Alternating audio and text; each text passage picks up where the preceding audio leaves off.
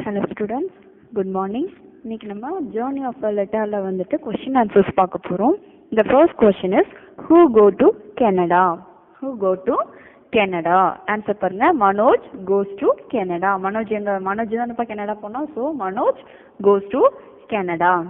Second question, where did the stamp sticks on the envelope? Envelopeல வந்துட்டு உங்களுக்கு கொடுத்திருக்க post envelopeல எங்க ஸ்டாம்ப் ஒட்டணும்னு கேட்டிருக்காங்க. The stamps stick on the right hand top corner on the envelope. எங்க ஒட்டணும்? envelopeல right hand top corner நம்மளுடைய வலது கை பக்கம் top cornerல மேல நுனியில ஒட்டணும் அப்படினு சொல்றாங்க. The stamp sticks on the right hand top corner on the envelope. Okay, third question, what are carrier pigeons? What are carrier pigeons? Answer பாருங்க.